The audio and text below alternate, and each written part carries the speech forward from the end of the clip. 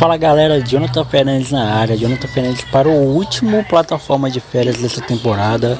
O próximo plataforma já vai ser inédito, né? Já vai ser da temporada 2025, já vai ser para abrir a temporada 2025. E trouxe 2 episódios aqui muito legais com Everton Damasceno, acrianíssimo, né? De Cine Madureira, e João Coelho. 2 episódios incríveis. O Everton ele contou um pouquinho de como foi a infância dele, um pouquinho de como foi o seu processo, né? Para virar psicólogo e também jornalista. E cara, vale muito a pena ouvir um pouquinho desse episódio e sempre fazendo aquele convite, né, pra você depois ouvir o episódio completo desses 2 convidados ilustres que passaram pelo plataforma 2024. Então ouve aí esse corte de um episódio com o Everton Damasceno, que vale muito a pena. Eu me identifico hoje como uma criança que... O Miyakoto fala disso, né? De que infância não é uma fase do desenvolvimento. Infância é esse interesse em qualquer etapa da vida pela descoberta, pelo interesse nas coisas, das miudezas do cotidiano. Então, eu acho que essa criança que eu fui, ela também é, ainda hoje, em algum momento da minha vida, ela está presente, né? E essa criança que eu fui... E eu acho que ainda sou, uma criança muito curiosa. Sempre fui uma criança muito interessada naquilo que me chegava como confuso de alguma forma ou como interessante. Então,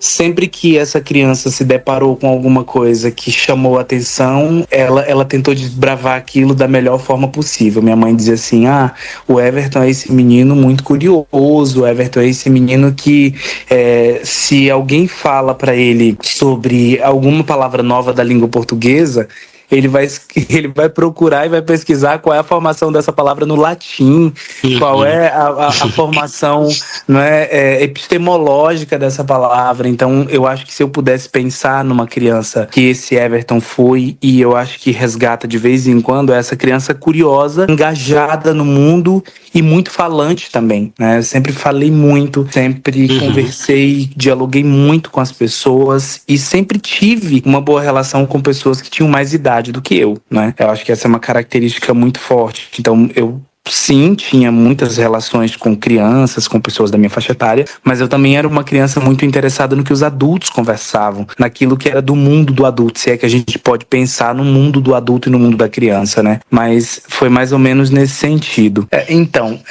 Eu lembro que eu tinha 8 anos, eu acho que mais ou menos nessa idade. Eu tinha 8 anos e eu dizia pra minha mãe e pro meu pai, falava assim, eu quero ser psicólogo, né? E eu nem sabia o que era ser psicólogo, mas eu lembro que em algum momento da minha atuação educacional, na minha formação inicial, alguém me disse uma vez que psicólogo era a pessoa que escutava e dava conselhos às pessoas. E aí eu lembro que aos 8 anos eu assisti um programa chamado Casos de Família, que eu acho que todo mundo deve conhecer, mas tinha uma psicóloga chamada Anaíde Âmico, e aquilo me chamava a atenção. Sempre no final do programa ela dava um posicionamento. Alguém disse pra mim também que psicólogo cuidava das emoções, e isso me despertou uma coisa que foi, nossa, alguém cuida de uma coisa que eu não sei o que é, mas me interessa. E aí esse atravessamento foi muito forte, né, no sentido de que isso de alguma forma criou um horizonte de futuro possível pra mim, que vou cursar psicologia. E aí fiz o ensino médio completo, entrei na graduação para psicologia assim que possível, e aí cursei o primeiro ano, sou filho de ProUni, cursei os 5 anos de psicologia, me interessei muito pela prática clínica, que é a área sobre a qual eu me debruço até hoje. É o que eu acredito.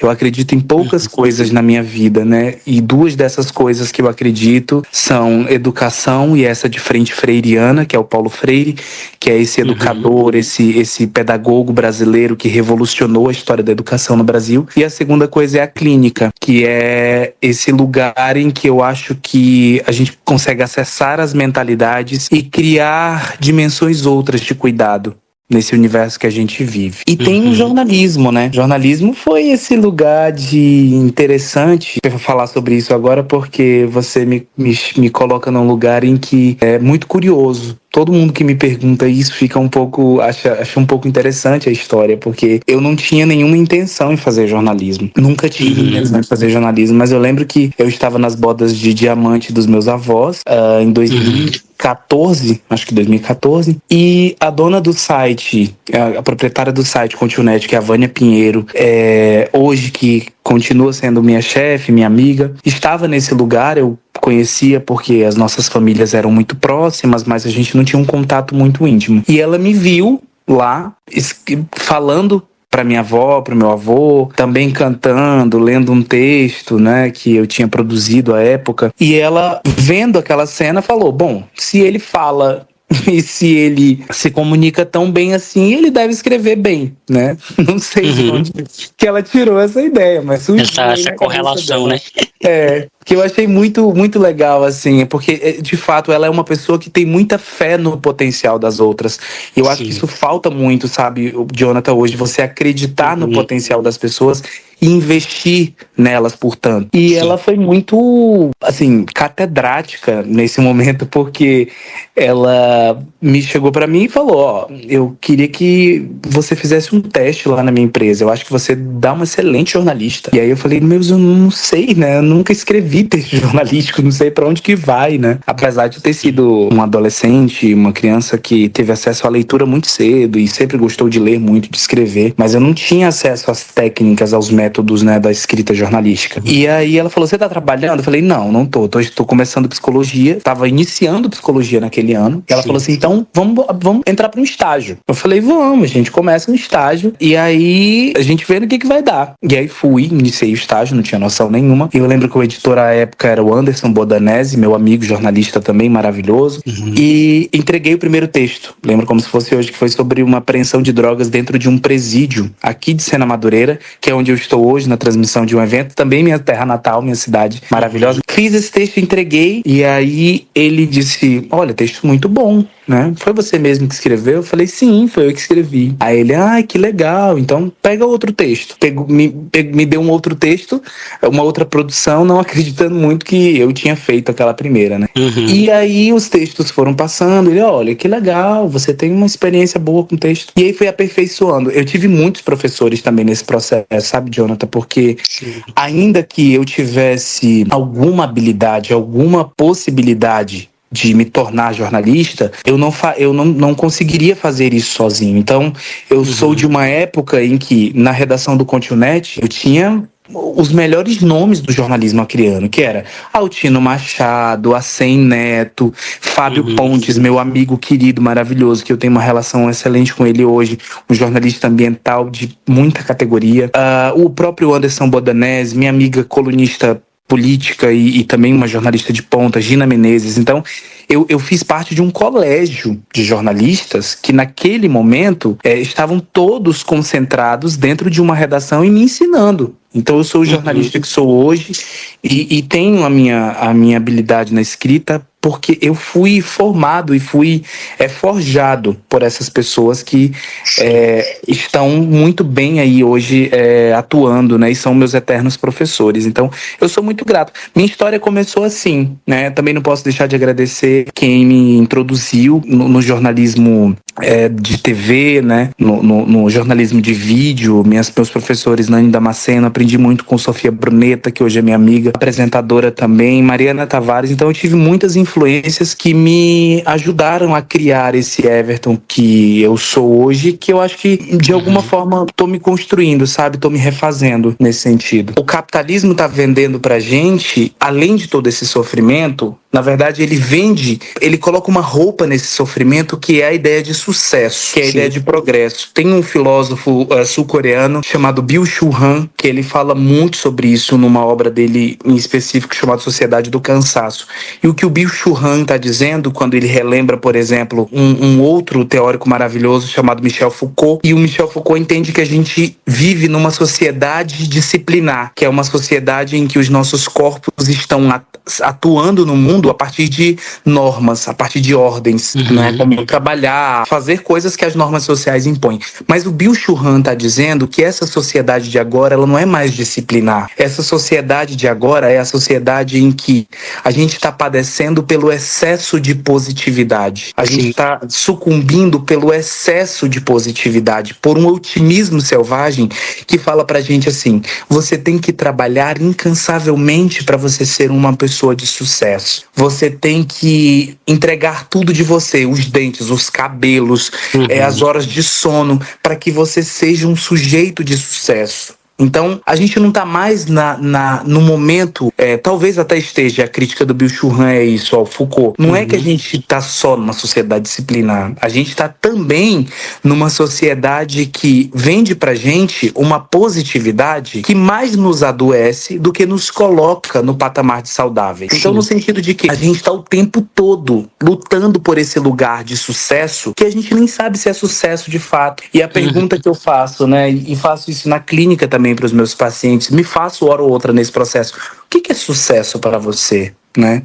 O que você considera como um lugar de satisfação? O que você chama de prazer? É o seu prazer mesmo? Ou é um prazer que disseram para você que é prazer? É o sucesso que você considera sucesso?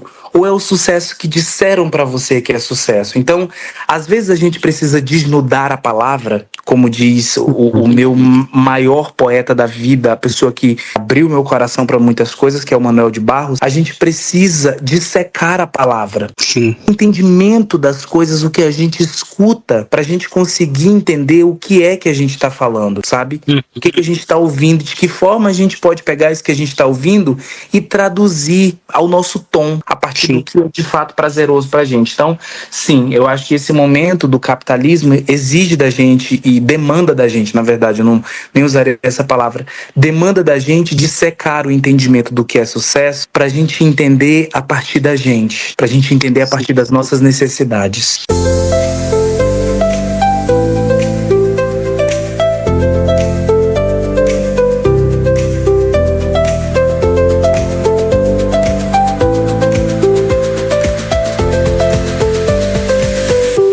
Muito massa esse episódio, cara. E aí já vou emendar no episódio do João Coelho, que ele também fala um pouquinho da visão dele de mundo, né? A gente teve um papo que falamos sobre várias coisas, então vocês vão ouvir muito a minha voz também nesse corte aí, porque foi um episódio muito de brother mesmo, né? Que a gente é brother, a gente trabalha na mesma empresa, então vale muito a pena ouvir esse corte. E depois, se ficar curiosidade, vai ouvir o episódio completo lá, que tá no nosso feed no Spotify e no YouTube também, beleza? Muita gente não tem essa referência, tá ligado? Tanto na questão dele de não ter um familiar, no caso o pai dele, né? Geralmente referência masculina naquele mais antigo, né?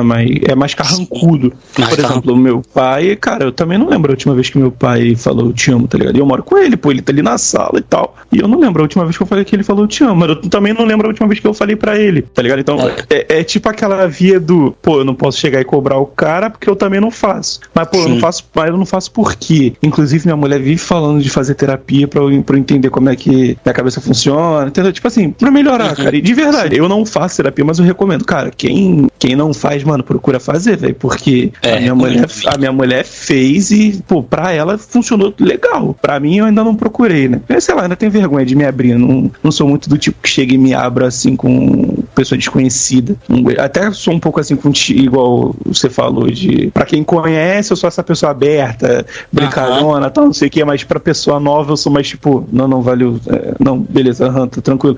Aquelas respostas mais curtas, não se abre tanto, não se expõe tanto. Mas é maneiro, cara, ter esse porto seguro, ou seja um amigo, um amor, um familiar e tal. É importante, cara, ter alguém assim na vida, mano. E a nossa história se parece muito também nesse sentido aí, porque é um pouco diferente porque você continua ainda com a sua namorada, pô, mas eu, quando eu fui pra lá, eu conheci uma mina, que inclusive, já vou fazer o jabá do meu livro, né? Tem textos lá sobre ela no meu livro. Eu acho que você já mencionou numa conversa dela. Eu acho que é dela.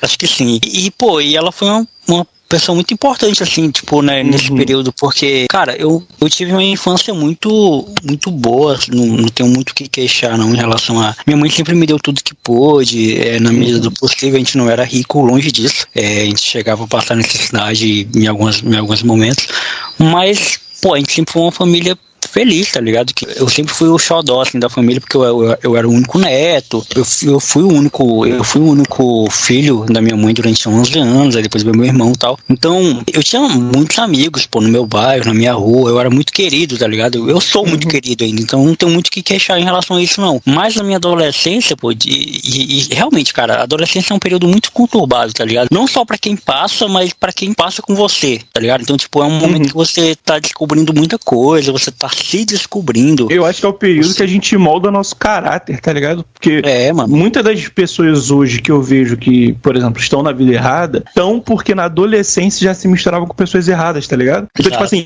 pessoas que andavam comigo, porque, por exemplo, você nunca tem só um grupo de amigos, você tem, por exemplo, o seu grupo aqui, mas tu conhece outras pessoas ali, e aí, às vezes você tá mais com aquelas pessoas daquele grupo. Então, tipo, tinha amigos meus que, cara, alguns já foram mesmo, partiram dessa pra melhor ou pra pior, justamente por conta de criminalidade, da pessoa ser envolvida com esse tipo de coisa, e amigos que ainda estão envolvidos, infelizmente, e, cara, de você ver que, pô, eu tive as mesmas oportunidades que a pessoa, porque a pessoa estudou comigo, viveu comigo, eu vi a vida dele, eu frequentava a casa da pessoa, então, tipo, eu vi a condição da pessoa financeira, social, a pai, mãe e tal, então, tipo, cara, basicamente, eram as mesmas condições, tá ligado? Não era um jogo da sorte que, pô, você não conhece a vida de fulano que mora lá na Paraíba e você quer falar que ela teve a mesma situação que você. Não, mano, você não conheceu a situação dela. Eu não, e deles não, eu vi, tá ligado? Eu vivi com eles algumas dessas coisas. E, cara, muitos tenderam pro lado ruim por conta de amizade, de terceiro. De você chegar, inclusive, e ver essas mais companhias e falar, pô, irmão, esse cara, mano, que isso? Vai fazer isso aí e tal, não sei o que. Ele, mano, não dá nada não. E aí se deixar levar e, cara, quando tu entra, já foi, entendeu?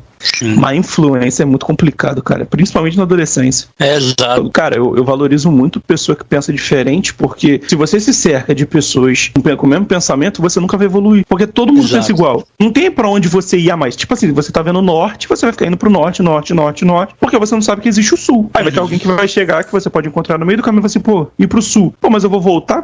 Às vezes você volta pra aprender, pô.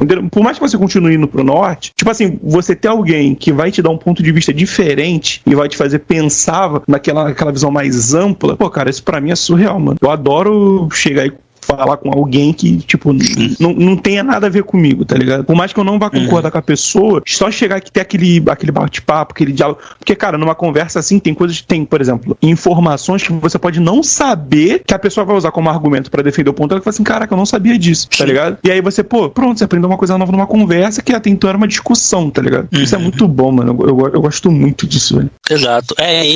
Isso te faz crescer muito, porque, pô, se você não ouve o diferente, mano, você tá sempre disposto a achar o diferente estranho, né? Tipo, achar o diferente, é estranho, não vou me comprometer, não vou entrar, não vou respeitar, porque é estranho, tá ligado? Então, dentro de casa, mano, a gente sempre teve, eu acho que a influência dos meus amigos de infância, das minhas vivências de infância, me fizeram ser um cara muito, muito respeitador a todo mundo, tá ligado? Muito...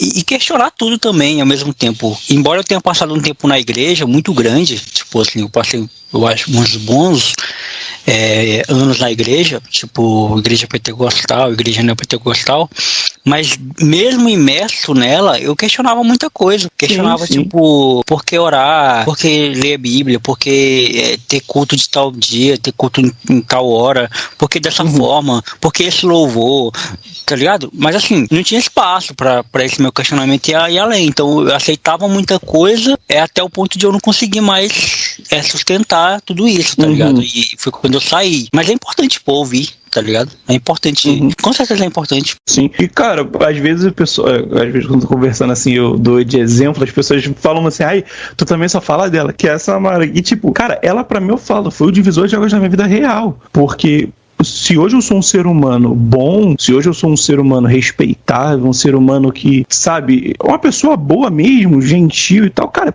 literalmente por conta dela. Uma das, por exemplo, brigas que eu sempre tive de diálogo, de ponto de vista diferente, é com ela, saca? Porque, por exemplo, ela é da igreja e tal, eu também cresci na igreja, mas tem diferença de você ir para a igreja e você viver a igreja, tem a diferença. Eu não era assim. Ela que me ensinou e falou assim, cara, esse é o caminho mesmo e tal, tipo, mostrando, mas daquela forma de eu respeito o seu ponto, o seu tempo e tô aqui pra te ajudar. E foi assim, esse negócio que você falou de debater muitas coisas, uma das muitas coisas que eu, por mais estando ali, lendo a Bíblia e tal, eu fico cara, por que pessoas boas às vezes sofrem, pessoas ruins estão lá de boaça, vivendo o melhor da vida? E, cara, são detalhes que eu ainda não consigo dizer, mas aí a minha mulher vem e fala assim, cara, é a regra do jogo. Tipo, pode acontecer com ele? Pode. Mas também pode não acontecer. Tipo, tá ali, a pessoa faz as próprias escolhas e às vezes você é refém da coincidência. Às vezes acontece de você estar no lugar errado na hora errada. Não quer dizer que vai acontecer só com pessoa boa, mas também não quer dizer que vai acontecer com pessoa ruim, saca? É tipo, às vezes existem um acaso que opera para o bem ou para o mal, mas, tipo assim, nós não temos controle, somos simples seres humanos, tá ligado? E, cara, ter esse tipo de ponto de vista é absurdo pra mim, porque na minha cabeça desenvolve o ser humano muito, cara. E se as pessoas soubessem ouvir mais do que falar, cara, o mundo seria completamente outro. É, com certeza. E isso aí na teologia a gente chama de teodiceia, né? Que é o problema do mal. Com pessoas ruins acontecem coisas boas, com pessoas boas acontecem coisas ruins. A Bíblia ela não vai explicar totalmente, né? Tipo, mas tem um versículo que de alguma forma me traz uma... Não vou dizer alívio, porque não alivia nada, mas me traz um certo... faz sentido. E só em fazer sentido, pra mim já basta, né? O versículo que fala que a chuva cai pra justos e injustos. Exatamente. É o mesmo versículo que minha mulher usou comigo. Então se a chuva cai, mano, pra quem é bom e pra quem é ruim, essa chuva também às vezes pode vir em forma de tempestade, né? Exato. Temporal, e aí pode te devastar, ou às vezes pode vir em forma de colheita. Essa é a chuva que vai adubar aqui a tua plantação e vai fazer, tá ligado? Então eu penso muito nisso, só que de fato, mano, pra quem é ateu, eu tenho amigos ateus também, né? Pra quem é ateu, isso é um grande problema pra eles, tá ligado? E assim, e até nisso eu aprendi a respeitar, eu aprendi, cara, eu não consigo não crer no Deus que eu acredito, eu não consigo não crer em Cristo, mas eu entendo você não crer, porque esse teu argumento é muito forte, essa tua percepção é muito forte, e eu acho que o que difere a gente é a fé, mano. Eu tenho fé, você não tem, é só isso. Eu tenho fé, mano, eu não tenho o que fazer, eu creio em Jesus, eu creio em Deus, e eu creio que ele existe, eu creio que ele é real, eu não só creio que ele existe, como eu creio que ele é real, ele tá existindo o tempo todo, e ele tá nos vendo, então ele tá vendo tudo isso que tá acontecendo, ele não é pego de surpresa, né? Porque tem gente que acredita que Deus também não sabe do futuro, né? Que ele só sabe do hoje, e eu não. Tá acontecendo agora, né? Eu acredito que ele é eterno, né? Ele não tá no tempo, ele tá além do tempo. Então ele sabe o que aconteceu ontem, sabe o que tá acontecendo agora e sabe o que vai acontecer amanhã. É só aquela questão do você tá fazendo as suas escolhas, não vou interferir. Você tá decidindo e, cara, se você chegar num lugar bom, foi pelas suas próprias pernas. Mas se você também pra um lugar ruim, não bota a culpa em mim, entendeu? Tem aquela... É literalmente a definição do livre-arbítrio, né? Tipo, você toma as suas decisões. Às vezes pode acontecer coisas boas, às vezes pode acontecer coisa ruim, cara. Às vezes você não é o culpado e às vezes você tem aquela parcela de culpa, entendeu? A fé é muito, muito relativo nessa questão, porque tem muita gente que hoje é aquela pessoa que crê muito por ter tido uma experiência. E tem gente que tá lá porque cresceu lá, que o pai e mãe levou, sabe? Então, tipo, cara, a pessoa tem que ter uma experiência pra poder falar assim, irmão, eu acredito, tá ligado? Porque, tipo assim, no meu ponto de vista, a pessoa crê em uma teoria, tranquilo, sem zero problemas. Mas essa mesma teoria tem pontos furados. Não é 100% teoria fechada. É algo que fala assim, bater o martelo assim, foi assim. Nem na ciência faz isso. Então, como é que você quer falar que uma outra possibilidade não poderia existir, sabe? Então, até para você não crer e acreditar numa teoria científica, cara, você tem que ter aquela fé naquilo, porque senão, basicamente, você tá defendendo algo que você só tá repetindo, entendeu? Você não entendeu o que você tá falando, você só tá repetindo porque você quer se convencer daquilo. Sim.